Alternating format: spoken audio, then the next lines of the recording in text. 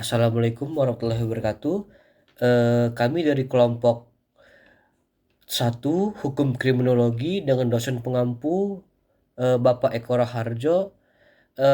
Di sini kami ingin menyampaikan hasil diskusi kami, yaitu yang beranggotakan Ayu Triwahyuni, Dwi Nurhayati, Ferdianti, Alexander Pasaribu, dan saya sendiri yaitu selaku moderator Muhammad Azizan Habibi.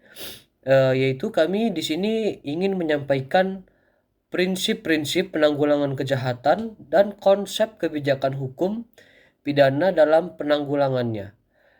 Mungkin langsung saja saya serahkan kepada rekan saya. Selanjutnya saya akan membahas tentang prinsip-prinsip penanggulangan kejahatan. Yang pertama ada statistik kriminal, yaitu alat untuk mengadakan pencatatan massal dengan angka-angka terhadap suatu kejadian dalam masyarakat. Dalam konteks ilmu kriminologi disebut dengan statistik kriminal, yaitu pencatatan massal dengan angka terhadap kejahatan untuk memperoleh gambaran tentang kejahatan. Statistik kriminal ini ada kekurangan dan kelebihan. Kekurangannya yaitu angka-angka statistik sukar sekali untuk dipahami, belum dapat diterima kebenarannya sehubungan dengan istilah dark number, yang artinya angka-angka yang tidak tercatat dalam statistik. Kemudian, sering disalahgunakan oleh orang-orang tertentu yang menggunakan metode statistik. Untuk kelebihannya sendiri, yaitu dapat memperoleh gambaran mengenai banyaknya kejahatan, merupakan sumber pokok atau alat utama dalam sosiologi kriminal, dapat mengetahui banyaknya gejala dan perbuatan kriminalitas. Yang kedua yaitu prinsip higien kriminal, merupakan dalam pelaksanaannya sama seperti yang disebut dengan istilah kedokteran, yaitu pencegahan lebih baik daripada pengobatan.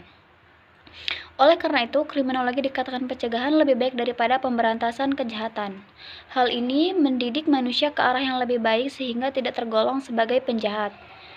Dalam melaksanakan kehidupan bersama dapat dilakukan sebagai pemeliharaan anak-anak terlantar, panti jompo, fakir miskin, dan juga mempertinggi kesadaran hukum dan kualitas pendidikan moral. Yang ketiga ada politik kriminal. Yang dipelajari adalah cara-cara dan teknik tindakan yang dilakukan terhadap para penjahat. Dengan kata lain, mempelajari psikologi dan sosiologi kriminal. Pada mulanya pemberian hukuman diberikan dengan tujuan balas dendam, di samping sebagai suatu usaha untuk melindungi masyarakat terhadap para penjahat. Dua politik ini terus dilakukan dengan usaha melindungi masyarakat daripada penjahat, sedangkan tindakan balas dendam sudah tidak diperlukan lagi. Seperti penjahat yang akan ditindak harus diselidiki terlebih dahulu kesehatan jiwanya. Dan juga penjahat harus diberikan hukuman, maka dalam hukuman pun harus diberi jaminan kesehatan jiwanya. Untuk seorang penjahat yang sehat jiwanya, perlu dipertimbangkan untuk diberi hukuman atau tidak. Apabila terhadap penjahatan sudah diberi hukuman denda tidak mencukupi, baru kemudian diberi hukuman badan. Cara penempatan narapidana pun harus dipertimbangkan pula apakah perlu dikelompokkan atau dipencilkan, satu sel satu orang. Selanjutnya saya akan melanjutkan. 4. Penyidikan kejahatan dan teknis pelaksanaannya. Penyidikan kejahatan dalam kriminologi disebut dengan kriminalistik. Kriminalistik secara terminologi menurut para ahli satu sama lain saling berbeda batasannya. Ada yang mengatakan adalah ilmu pengetahuan untuk menentukan terjadi suatu tindakan kejahatan dan penyidik pembuatannya dengan mempergunakan cara ilmu pengetahuan alam, dengan mengesampingkan cara-cara lainnya yang dipergunakan oleh ilmu kedokteran kehakiman, ilmu racun kehakiman, dan ilmu penyakit jiwa kehakiman.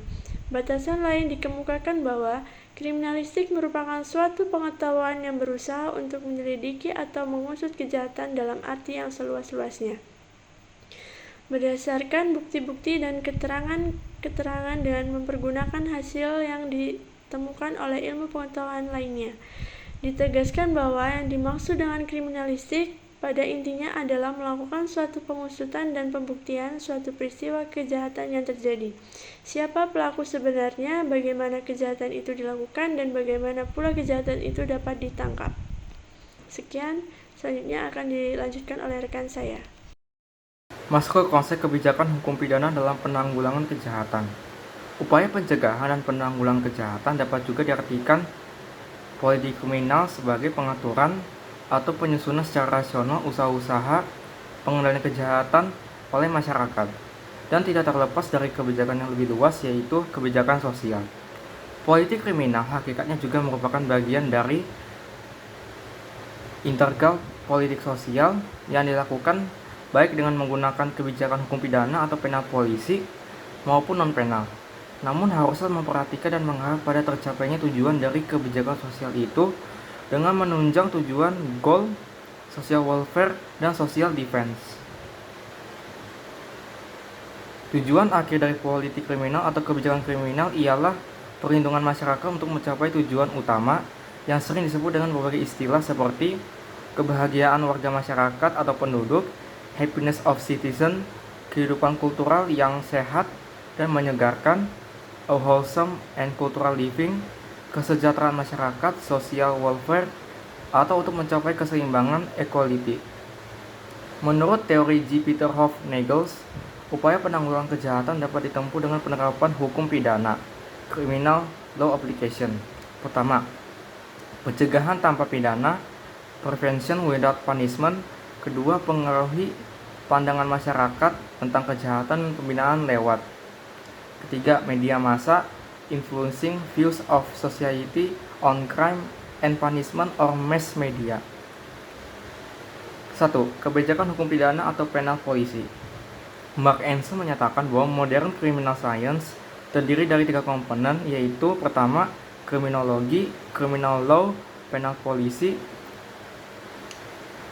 Mark Ansel juga pernah mengungkapkan mengenai kebijakan hukum pidana penal polisi sebagaimana yang dikutip oleh Barda Nawawi Arif, bahwa penal polisi adalah suatu ilmu sekaligus seni yang punya tujuan praktis untuk memungkinkan peraturan hukum positif dirumuskan secara lebih baik dan untuk memberi pedoman tidak hanya kepada pembuat undang-undang tetapi juga kepada pengadilan yang menerapkan undang-undang dan juga kepada para penyelenggara atau pelaksana putusan pengadilan.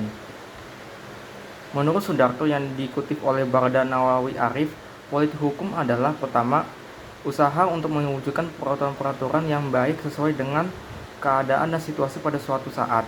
Kedua, kebijakan dari negara melalui badan-badan yang berwenang untuk menetapkan peraturan-peraturan yang dikehendaki yang diperkirakan juga bisa digunakan untuk mengekspresikan apa yang terkandung dalam masyarakat dan untuk mencapai apa yang dicita-citakan.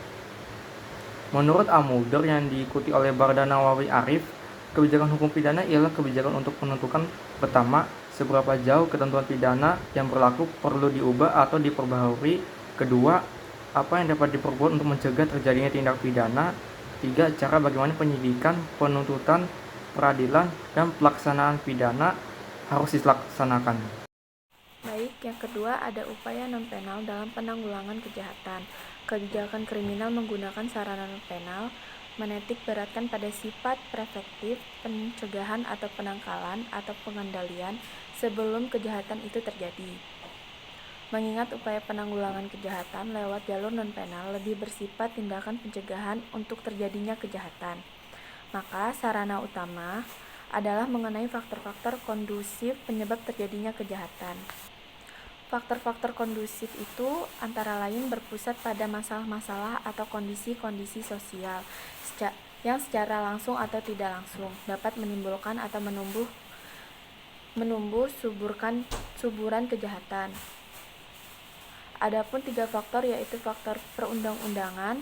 Faktor ini dikaitkan dengan pembagian 3 komponen sistem hukum, yaitu aspek substansif legal, aspek struktur, aspek budaya hukum, maka suatu kebijakan hukum sangat dipengaruhi oleh tersebut. Sekian dari kelompok kami, kurang lebihnya kami mohon maaf. Kami mengucapkan terima kasih atas partisipannya. Kami akhiri. Wassalamualaikum warahmatullahi wabarakatuh.